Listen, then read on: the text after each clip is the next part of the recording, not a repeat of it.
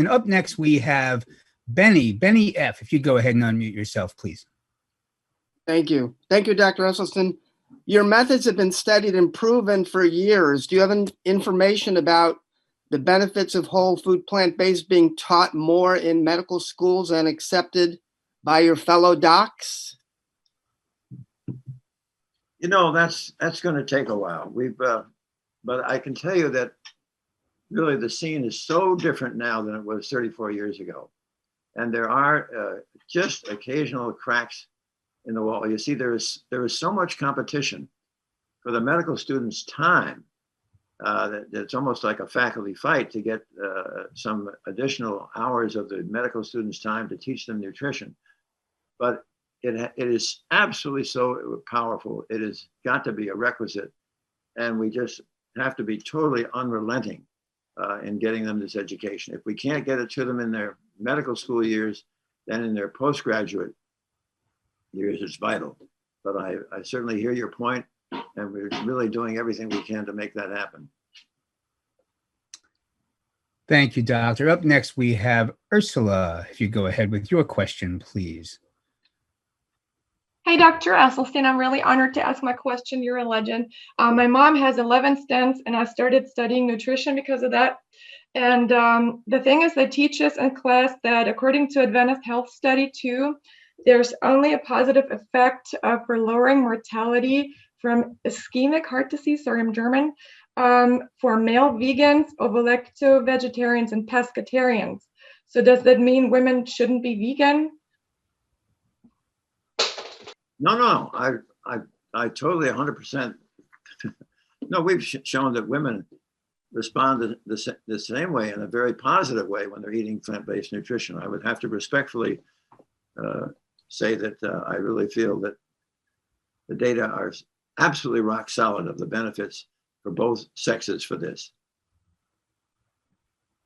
Thanks, Dr. Esselstyn. And up next, we have Mark G. Mark, if you go ahead with your question, please. And okay, there we go. Yes. With your protocol, how does it relate to heart murmur and valve regurgitation?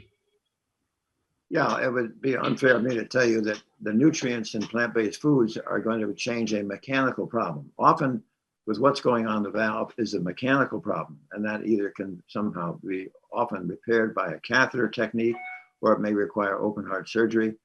Or other times there may be murmurs that the heart is presenting that really are not significant. There can be a murmur related to a valve, and it does not reflect an injurious valve. So all that you hear may not be evil.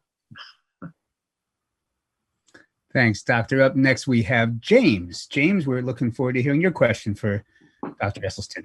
Yeah, doctor, thank you so much. What a wonderful treasure you are. You should be made the Surgeon General. We'd save hundreds of thousands of lives. You're amazing. You've done such great work with heart disease. Could you just have your opinion on blood cancers, non-Hodgkin lymphoma, any studies or anything? If you could maybe start working on that, doc, and save some more of our lives, that'd be great. Do you have any thoughts about that? Well, you've caught me. You branched off of my area of specialty, but for patients who do have Hodgkin's disease or non-Hodgkin's lymphoma, fortunately today, in some of the chemotherapeutic applications have really drawn some wonderful results. But it would be, I think, totally unfair of me to tell you that I have expertise in non-Hodgkin's lymphoma. Thanks, Dr. Esselstyn. Up next, we have Barb. Barb, if you'd go ahead with your question, please. Hi, Barb. Barb, I see you're unmuted, but I don't hear you. Are you there? I tell you what, Barb, if you can, try to get that fixed for the next round, and we're going to go to Carrie F now. Carrie, if you'd go ahead with your question. Hi there. Thank you so much. Dr. Esselstyn. It's just so special to listen to your conversation. My father died of heart disease at age 64, and I wish we could have had this information. It would have saved his life. But my question, so thank you so much for your contribution to the world. I'm wondering your opinion about fish oil, omega supplements to reduce inflammation. Yeah, you know, it's interesting. If you try to follow the literature on the omega-3, you kind of have these ups and downs. I think the jury is still a little bit out, but just last week I read 3 studies that showed with omega-3 that there was no benefit. And one has to be a little bit cautious about buying these fish oil deals that you just come out through a drugstore, because you're going to get, unfortunately, PCBs, dioxin, and mercury are all these contaminants in fish. If you need to get omega-3, I would get omega-3 algae, which does not have any fish oil in it. Thanks, Doctor. Up next, we have Melina. If you'd go ahead and unmute yourself, please, for Dr. Esselstyn. Hi, Doctor. I was so good to hear all this information. You were too specific and too plain about all this. I'm calling from Europe, so it's good to see you here. My question is this: if someone has a problem with blood pressure, with platelets and blood disorders, what do you not recommend for him to eat? What do I recommend people to eat who have a platelet disorder?